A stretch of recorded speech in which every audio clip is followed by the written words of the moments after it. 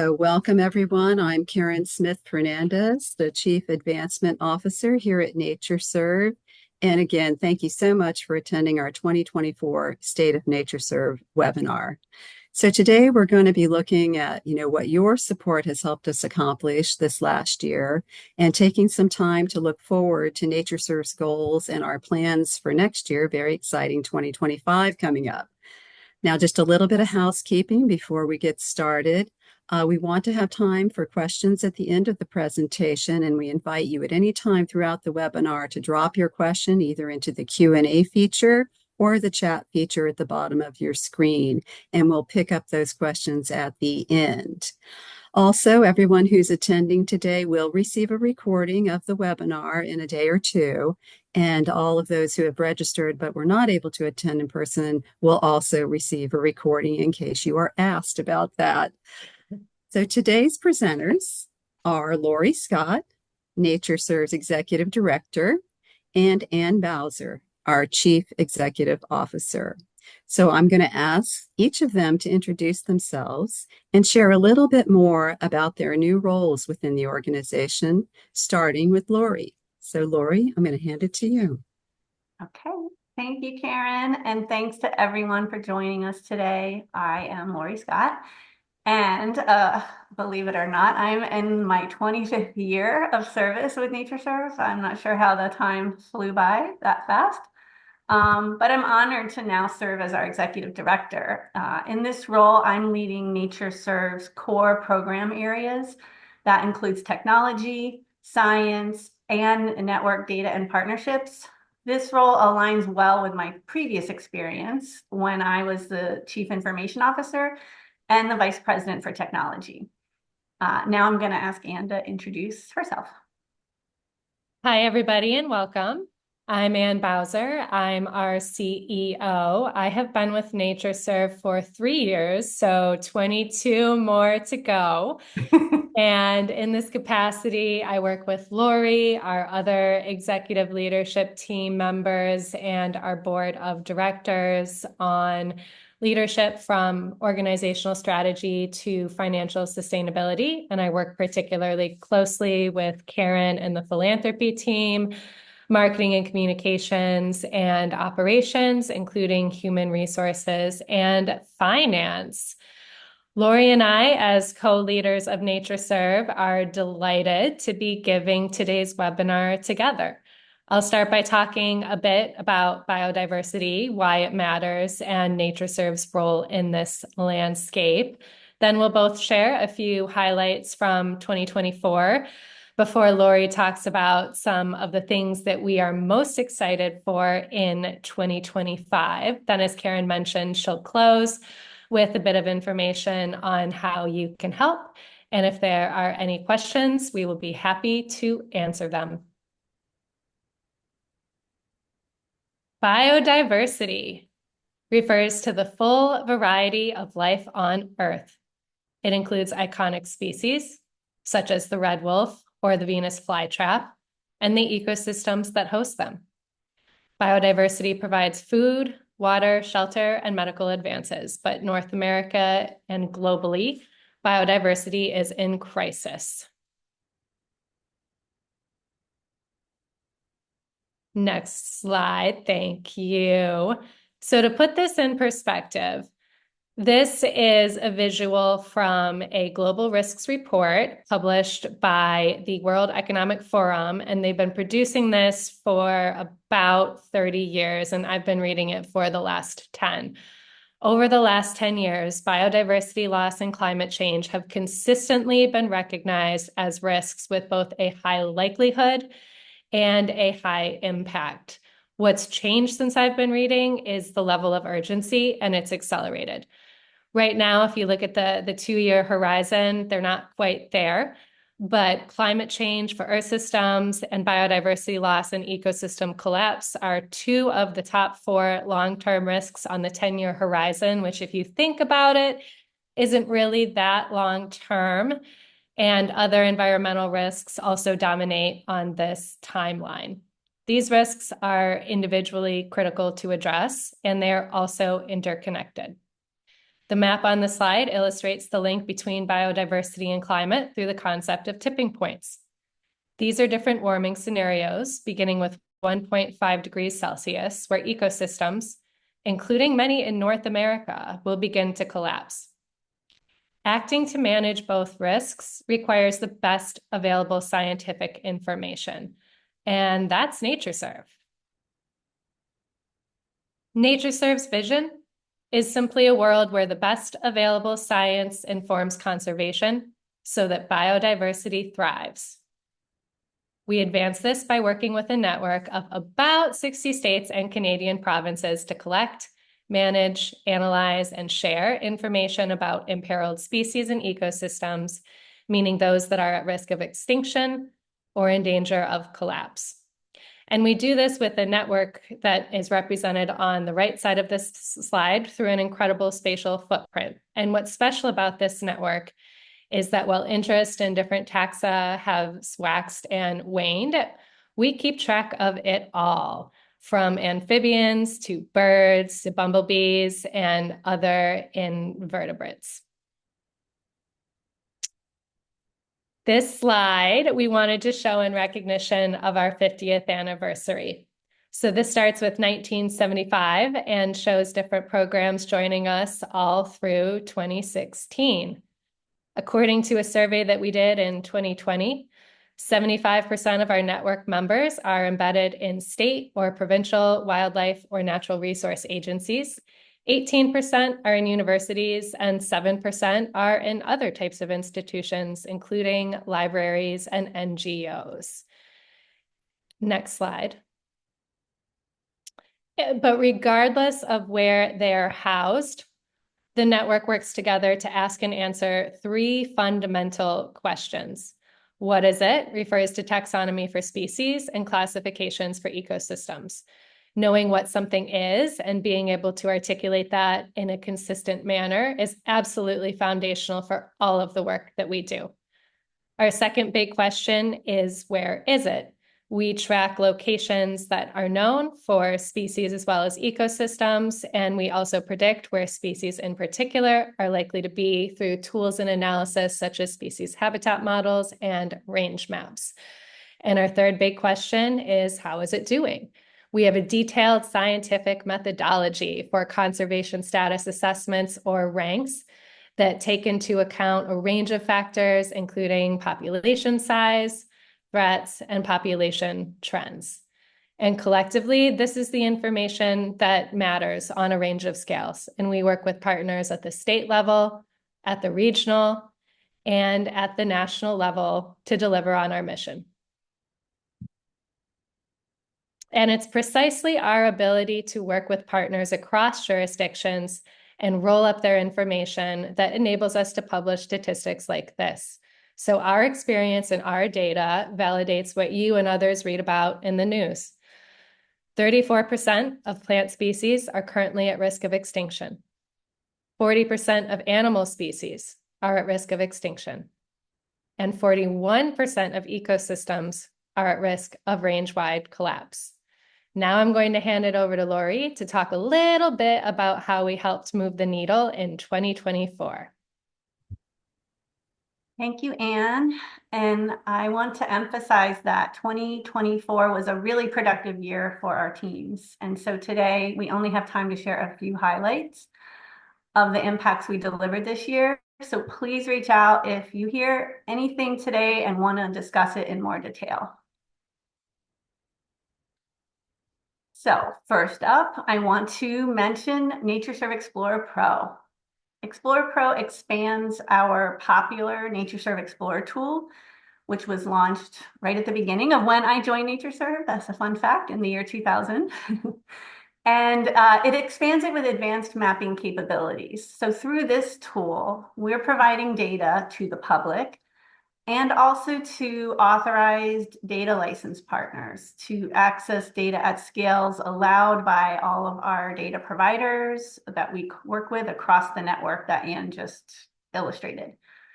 Anyone can use Explorer Pro and create a free account to access it. So far, since we launched the tool in April, we've had more than 8,700 users register for access.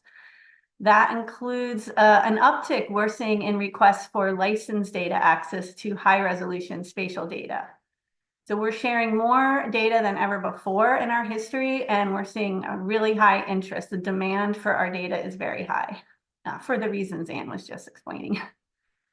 In this map, what we see is documented distribution of the frosted flatwood salamander. It's a globally imperiled, or G2 species. It occurs in 3 states in the southeastern US. There's generalized features shown in pale yellow. These represent locations documented by our network partners that can be viewed by the public at this scale. We also are seeing a model of the predicted habitat shown in shades of purple, representing high to low probability. Detailed high-resolution models like these are currently available for users with a data license, but coming very soon. We will be sharing habitat models like these with all users at generalized scales as allowed by our network partners. We have hundreds of models published now, but with more support, we can complete expert reviews and publish the 2,000 plus additional models of at-risk species that have combined into the map of biodiversity importance, which I will be talking more about in a few slides. Next, I want to share the new conservation data portal for the Western United States, which we released in July. Funded by the William and Flora Hewlett Foundation, this portal is designed to guide the foundation's investments and into conservation impact in the ecologically rich American West. So this tool expands on the species information for which we're best known. It's adding curated maps of at-risk ecosystems, freshwater biodiversity value, climate change vulnerability, and also the updated map of biodiversity importance, which is a critical tool for identifying areas essential for species survival. A key impact of this portal is how it is providing rich context for conservation decision-making in the Western US. With additional support, we are poised to provide similar expanded information resources for the Eastern US and Canada. Here is the updated map of biodiversity importance, or MOBI for short. This edition of MOBI includes more than 500 additional species. That's an outcome of there being many species that were newly identified as imperiled since the earlier release of MOBI in 2020. This animation is showing changes from the 2020 to the 2024 versions, and it's zooming into several extremely biodiverse locations across the country, including coastal Florida and the southern Appalachians, which were so devastated by Hurricane Helene. Our hearts break for everyone who's been impacted by these storms, and that includes staff and partners. We're thankful that our staff are okay. Of course, they'll be going through a lot of recovery, an undetermined length of time. Biodiversity is resilient, and so are our people. So I just want to also highlight that with this map of biodiversity importance, similar to the previous version, we partnered with Esri to make these data sets widely available through their ArcGIS Living Atlas of the World, which is accessible to over 10 million people. Another notable fact about the new MOBI maps is that they are now 9 times more precise. They provide a higher resolution, so that's a greater precision to conservation initiatives and decision-making. And another way NatureServe is amplifying our impact is by convening partners and collaborators from across North America. In April, we hosted a successful Biodiversity Without Boundaries conference in Seattle. We want to thank our generous sponsors and partners for their support in producing a very engaging program. Some highlights from the event included a keynote from Scott Laurie, who's the co-director of iNaturalist, This was followed by a lively breakout session exploring ways to deepen our collaboration and information sharing between INAT and our NatureServe network. So stay tuned for more on that front in the coming years. We also had a keynote from Christina Eisenberg, who's the Associate Dean and Director of Tribal Initiatives at Oregon State University. And her topic was on engaging tribal partners in biodiversity conservation science. And we also had a plenary session co-presented by our Vice President for Conservation Science, Regan Smythe, together with Gina Glenn from the U.S. Fish and Wildlife Service. And this session detailed our emerging partnership to leverage artificial intelligence for species conservation, which is a topic we'll return to in the 2025 highlights. So now I'm going to turn it back to Anne to continue our 2024 highlights.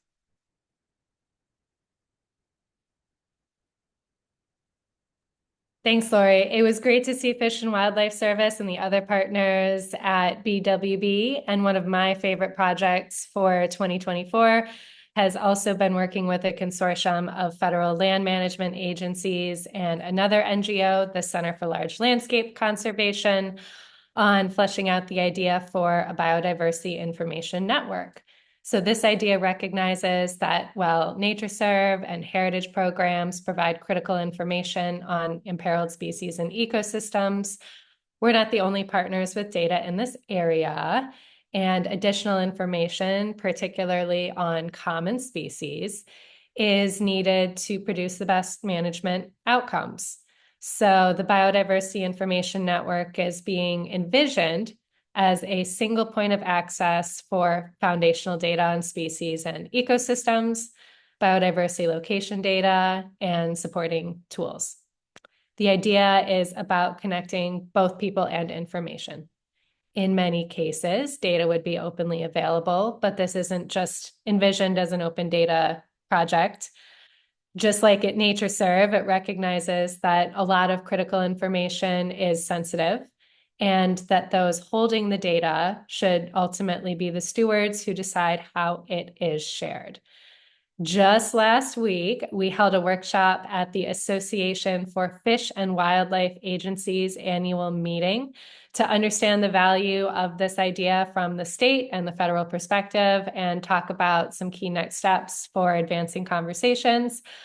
It's very early stage, but it is exciting, and we'll keep you updated. So a lot of our impact comes with working with partners directly to apply our science and our data to their challenges, but we still produce scientific publications from time to time. The peer-reviewed process does serve as external validation, which is a nice, different type of demonstration of our impact. And equally importantly, our great staff scientists have fun writing these publications. So the one that's available on our website right now is called A Landscape Conservation Perspective of State Species of Greatest Conservation Need. So this looks at state wildlife action plans, which are the foundational building blocks of conservation in the United States, and asks a couple really important questions of the range of plans, including how's the taxonomic coverage? And do we see evidence of collaboration across state boundaries? Key findings are that there is room for growth in both areas. Perhaps unsurprisingly, since these are wildlife action plans, we could see greater inclusion of plants and species like different types of invertebrates. Similarly, while some of the species that are recognized as most critical for conservation concern are shared across state boundaries, there's opportunity to grow in that area, and NatureServe can, of course, help in both regards. Two publications that are still working their way through the process are on monarchs specifically and pollinators more generally. I'm especially excited about the monarch publication. I think this is a really good example of looking at how our science, specifically our species habitat modeling, is improving land management decisions. And the case study that this publication talks about is for the Bureau of Land Management. And what's really exciting is it looks at the individual field office level not just what BLM as headquarters could achieve. So keep your eye out for these other two as they are coming soon. Other ways of getting our information out are facilitated by our small but mighty marketing and communications team. In 2024, they told 73 stories about our impact on biodiversity conservation. Of the venues highlighted on the right side of the slide, I think Forbes is particularly impressive. That has an estimated reach of 92 million. My personal favorite was the Atlantic publication on Should the Hawthorne Be Saved? And this featured an interview with Wes Snap, who is our chief botanist. Other stats, 2,800 media hits, and 500,000 online users of NatureServe's tools. Many of these are going to NatureServe Explorer, which is what I think about as our version of Wikipedia. It's high quality information on both species and ecosystems. These do include the 8,700 users of NatureServe Explorer Pro that Lori mentioned while talking about that launch, and people who visit the .org website as well. All of this work is done with partners and enabled in particular by our funders. So I wanted to take a few seconds to just recognize the organizations that we're thanking on this slide, as well as the generosity of many of you today who are also our donors attending this webinar. Thank you very much. One last slide on financials. This is a visual taken from our 2023 annual report. So I'm not going to walk through it in detail, but I will point out that our annual report, along with our 990, along with our audited financials, are available to the public on the natureserve.org website. A couple things to highlight for those of you who have been following our financials over the last few years. We have been investing our endowment in growth across the organization for probably the last 3 to 5 years at a larger rate than has been typical across our history. When Lori and I took the reins as NatureServe's new co-leaders, the board encouraged us to work diligently to reduce this trend and move us towards a funding model where income equals expenses each year without requiring significant additional endowment draws. So the good news is that I think we're on that path. 2023 was a great year for us, especially in regard to philanthropy, and 2024 is looking like it's continuing along that trajectory as well. And Lori and I, along with the board, are committed to keeping us on this path towards sustainability so that we can get a lot more great work done, including next year in 2025.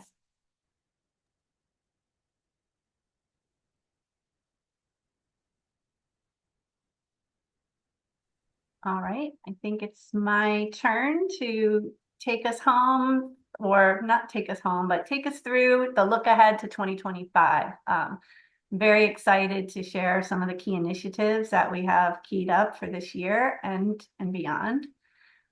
So to start, I just want to frame this section with our 2025 annual goals. These represent priorities that advance the focus areas highlighted in blue from our 5-year strategic plan.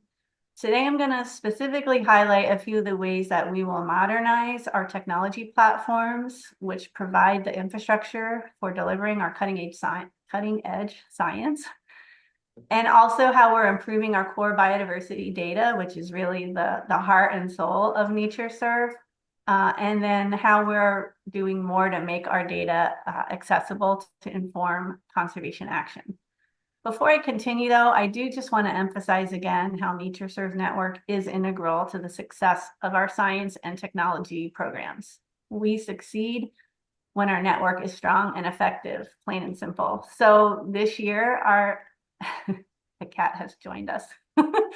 This year, our network partnerships and data team is evaluating the health of each program in our network and developing an action plan to improve how we and our network partners can work better together to meet client needs. And as Anne just described, we're also very focused on efforts to increase the financial sustainability of the organization. So when we talk about technology, biotics is really the core of that. It's the main platform we use to manage biodiversity data across the network. This year, we are migrating biotics to the cloud, and that means also retiring all of the last servers that we own and bought years ago. So we're turning away from that physical technology infrastructure and fully embracing the cloud. But we're also exploring new directions of where the technology can go next once it has that cloud foundation. And that includes how AI can help us do better, do what we do better and faster. Anne kicked us off in the webinar by illustrating just the gravity of the biodiversity crisis and our role in providing the best available science and data to inform effective conservation and land management decisions. We need to drastically improve the efficiency, speed, and accuracy with which we develop and curate the biodiversity data for North America. We estimate it would take a botanist 100 years to update the ranks for all North American plants using current methods. Some of our botanists might take issue with that stat, but it's an estimate. But it is not an exaggeration that our current methods just aren't keeping up with the pace of change. And so we need to do better, and we can turn to AI to help us do that. So we're actively pursuing philanthropic support to develop a roadmap for piloting applications of AI to transform key science team workflows, starting with the conservation status ranking process. To do this, we're working with technology partners like Esri and AWS, and also with federal partners like the U.S. Fish and Wildlife Service, so that we can jointly raise funds and in-kind support to tackle similar challenges in how we develop, collect, and analyze scientific data. The next technology modernization I want to highlight is our online environmental review tool. Over 10 years, we've deployed this solution to 14 states, and the list is growing.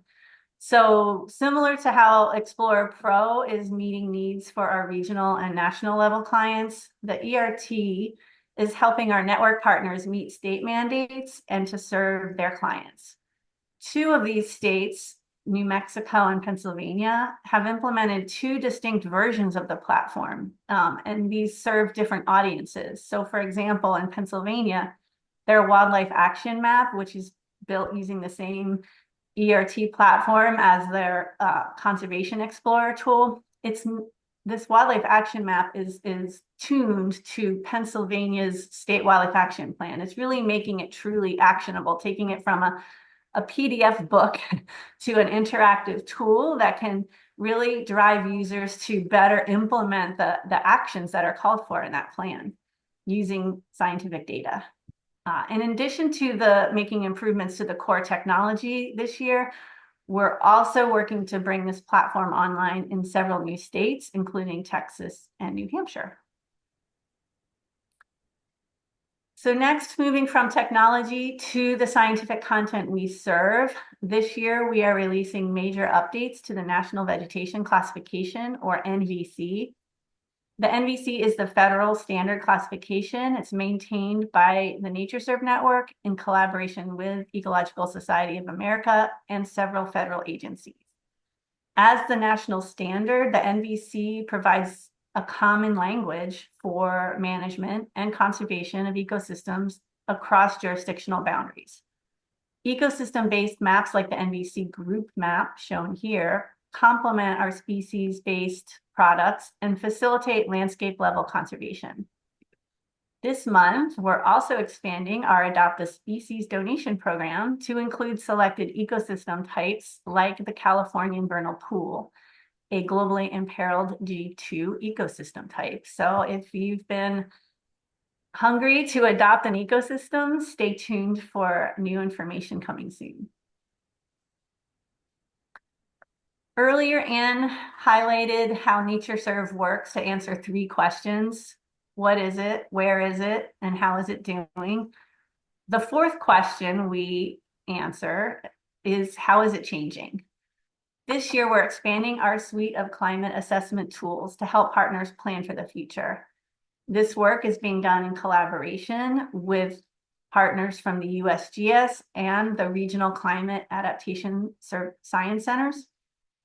The Climate Change Vulnerability Index, or CCVI, is a tool for applying information about species exposure, sensitivity, and adaptive capacity to predict its relative vulnerability to climate change. The newest release of this tool will be available for use online. So that's a first ever option. It's traditionally been available only in Excel, and it's been very, very popular as an Excel download from our website. But as an online tool, it's really going to support much more effective collaboration among researchers, including those assessing the relative risk of species listed in their state wildlife action plans, which are due for renewal in the coming year. NatureServe is also making our foundational data easier to access by making public data sets available in one place using Esri's Open Data Hub. The hub shown here, it received a major refresh this year, and in the coming year, we will expand the open data sets we offer. A few highlights of things coming are bird habitat maps jointly developed with American Bird Conservancy, a new public-facing dashboard that will allow users to explore NatureServe's library of species habitat models, including those that are available for viewing on Explorer Pro, and also promoting access to our network member program data offerings through a centralized web app. And lastly, another way we're increasing access to our data is by expanding reporting tools in Explorer Pro to meet emerging needs from corporations and NGOs for sustainability and impact reporting. These clients have a common interest in reporting tools that quantify biodiversity values on the sites they manage to meet sustainability targets and to optimize conservation impacts. We see an opportunity for NatureServe to meet that need by expanding reporting tools and including summarized information on species, ecosystem conditions, and relative biodiversity value at a site, while also connecting users with our network partners who can provide additional locally relevant data sets and on-the-ground knowledge. Expanding access to standard reporting tools like these will also generate a new revenue stream for maintenance of our core data resources. So this is just in the scoping phase, but we're really getting a lot of interest, as I mentioned earlier, an uptick. There's a hunger for our information, and especially in North America, that means turning to NatureServe and our network partners for the gold standard data on species and ecosystems. And so now, to bring us home, I'm going to turn the floor back to Karen to explain how you can help us achieve all these great things in 2025 and the coming years. Thanks, Lori. I appreciate it. And thank you, everyone, for watching through our accomplishments of 2024. Just a few, as Anne and Lori indicated, there are many more that you can search out on our website or by contacting us. And of course, look ahead to 2025 and just a few of the ambitious projects that we'll be undertaking. Next slide, please. So we do need some help because this is not a job we can do alone. And as you all know, our network is an integral part of being able to do the work that we do and serve the conservation and corporate and other NGO organizations that we provide data to. We are seeking new members for our board of directors. And so we hope that if you have any suggestions of folks that can either connect us to other organizations or have experience in the field of biodiversity protection and conservation or technology advancement, please forward those names to us. We would love to speak to them and see if there might be some interest. Next slide, please. And of course, we welcome you all to stay connected. As Ann and Lori mentioned, we have a stellar communications team who are active on all of these social media channels. We also have a newsletter that many of you subscribe to and receive. But if you don't, I highly encourage you to do so, where we deliver the impact stories of all of our network partners and of NatureServe, so that you can learn more in depth about how we do our work and what difference it actually makes. Next slide, please. Thanks. And so as your Chief Advancement Officer, I would be remiss in not asking for some support for this work. We are heading into the biggest, busiest, and most successful giving season of the year, October, November, December, and would so appreciate if you would consider making a gift to NatureServe or adopting one of the species that are up for adoption. The red wolf, the Venus flytrap, the California vernal pool as an ecosystem is now available for adoption. You can also just pick your own species. We'll customize for you if you have a favorite that you'd like to adopt or gift to a friend or a family member during the giving season. So thank you for considering that. Next slide, please. So now we come to our questions, and let me just wander over here. Lori and Ann, I'm going to ask you to field these questions according to the topic. So let's get started. We just have a few, but if anyone has additional questions, please drop those into the Q&A and we will get to those now. So one of the first questions was from Derek, and Derek is wondering how he can get to NatureServe's kind of where is it data for a geographic area, specifically Idaho, because he's interested in tracking plant species in Idaho. Okay, thanks, Derek. So in NatureServe Explorer, which you can find at explorer.natureserve.org, or if you go to our regular public website, natureserve.org, there's prominent links over there. You can search by location, like you can put in your state in the location section of the advanced search and do queries of our database by that state. You can filter it down to just plants and hone in even further. You can also traverse over to NatureServe Explorer Pro. You would need to, if you haven't registered yet, you just sign up for an account. That's a free account. You put in your email address, create a password, and then you just click on the link. You'll get an email to verify your account, and then you're off to the races. So in Explorer Pro, it's an interactive map. So you can zoom into Idaho and you can explore the multitude of species information we have. Again, you can filter just to focus on plants. You can also filter by status. So let's say you're most interested in imperiled plants. So you can home in on those that have a rank of G1 or G2, which means they're globally imperiled. Or we have the state ranks. So we do a similar ranking process at the state level. So you could say what's considered imperiled just in the state of Idaho.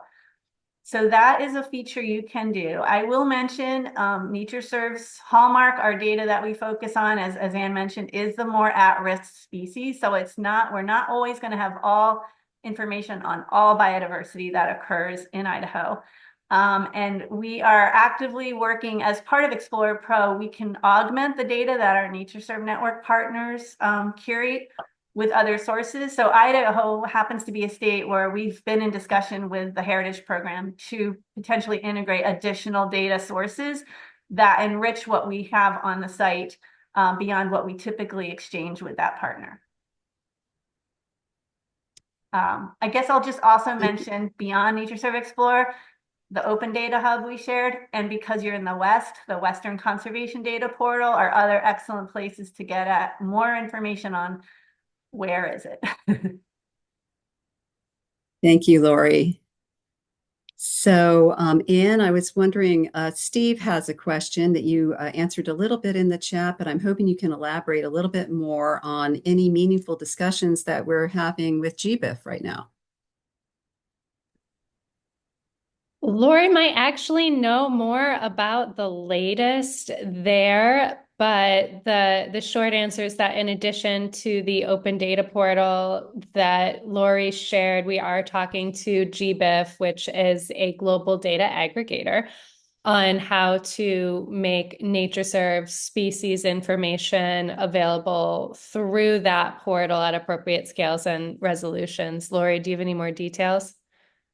Yeah, I'll say a couple things. So with GBIF, one thing we're doing in NatureServe Explorer Pro, as I just mentioned, we can integrate data beyond the NatureServe network. And in Canada, in particular, we have integrated millions of observation data records from data aggregator sites like iNaturalist and GBIF. These data were curated by our partners in NatureServe Canada.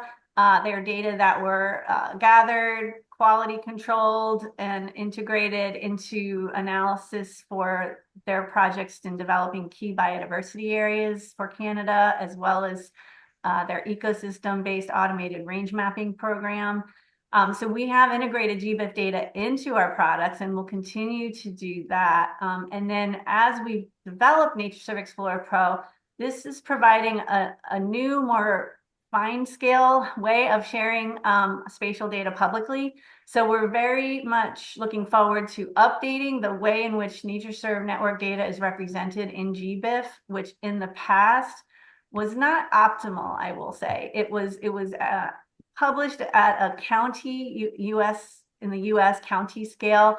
And now with the information, the way we've aggregated it and shared it in Explorer Pro, we can make it much more useful to the wider community of practitioners. So we've developed a plan talking with partners at GBIF on the best way to take NatureServe data, which is mapped at a polygonal area, like a footprint of where species occur, which is a little bit different than the traditional observation specimen data that's like a point lat long location.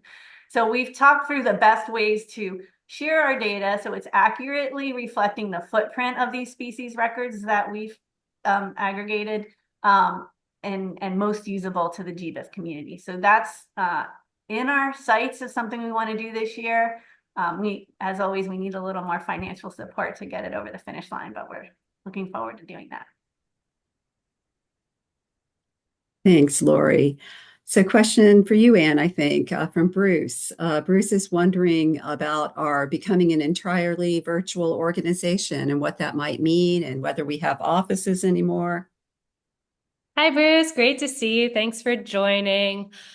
I believe we are characterizing ourselves as a virtual first organization, which means we're trying to make virtual employment work for everybody here at NatureServe. You may have visited our South Arlington office, which is very big and beautiful and expensive. The good news is that we were able to sublease that through the duration of our lease, which is 2030, saving us about $1 million over that time frame. We do have a much, much smaller footprint. Lori and I joke that it's actually a toe print in North Arlington now, which is adjacent to another NGO called RARE. The address is on our website, and we'd love to see you or anyone else who would like to stop by. Thanks, Anne.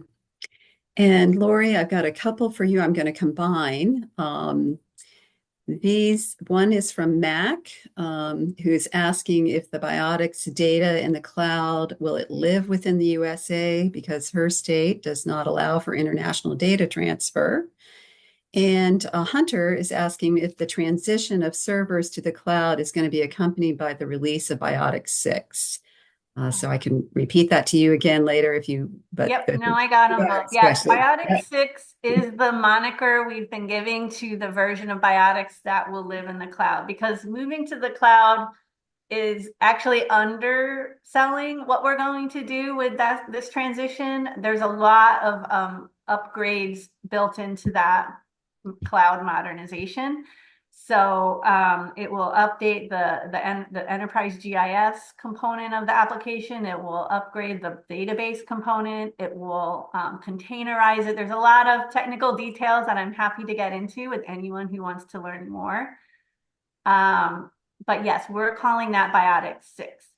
and the question about whether it would live in the US. So the great thing about AWS is it has different zones of where these servers are hosted. So we can specify and will specify US availability zones. The flip side of that, we've had similar questions from our partners in Canada is, can it live in Canada? So it does complicate it a little bit to say we have to have the US programs only live in the US and the Canadian databases only live in Canada, but the absolute possibility is to do that. And so we will look at the options for doing that, having those Canadian versus US availability zones and not letting them traverse the border, if that's what our network partners need. So we're really at the early stages of designing, that's not quite true. We're at the later stages of designing it, but we're at the beginning stages of implementing the migration.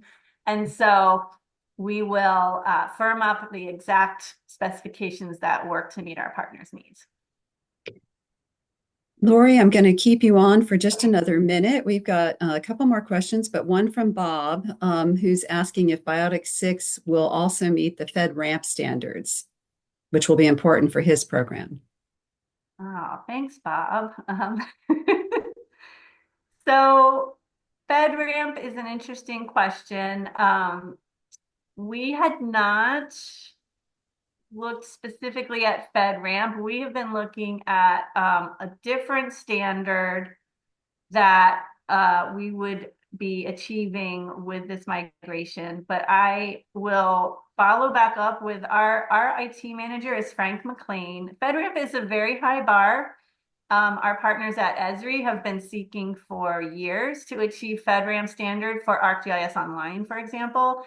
And I think they have like one level of it, but they're working towards the next level. And if there's someone on this webinar from Esri and I've just undersold your level of FedRAMP certification, I apologize. But I just wanted to say that I have to revisit that with you and with Frank to make sure what that exactly would entail and if we can do it. I think the answer is it could be done. As with anything, there's a cost. So AWS certainly has a facility to ensure the services can be offered at FedRAMP, but they come at a higher price. And so the question would be with Biotics, can all of our members afford what the additional hosting costs would entail of being at that FedRAMP level of security versus, let's say, the next level below that? Thank you, Lori. And yeah, we really appreciate all the specific interest in our tech and our tech advancements coming up in biotics, and are happy to take additional questions on that to Lori. You'll see her email address right there on the screen. And let us take one more question. And if you might take this one, Ram is wondering if we're considering overlaying the species threat abatement restoration metric by IUCN onto the US and Canadian data that NatureServe has access to. Ram, thanks for asking about the STAR metric. That's a nice scientific piece of work, and we're really happy that Bruce Young, our chief scientist, was a co-author on that paper. I think we're following it, just like many of our partners in the global corporate biodiversity reporting field, to see whether it becomes more of a standard. And I'll say that if it does, we do have great threats data, which are central to the STAR calculations. So we will be here ready to support for North America.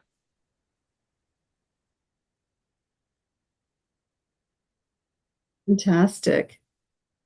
I believe we've gotten to all of our questions. Thanks to you, Anne from RAM, for your answer there. Thank you to Lori and Anne for fielding great questions from our audience. So we appreciate once again your participation in our State of NatureServe webinar, and really know that there's never enough time to really get into it and all the questions that there must be. So please do not hesitate to reach out to any one of us with your questions, and we will return a response to you. So again, thank you for attending. Thank you for your support, and have a great afternoon.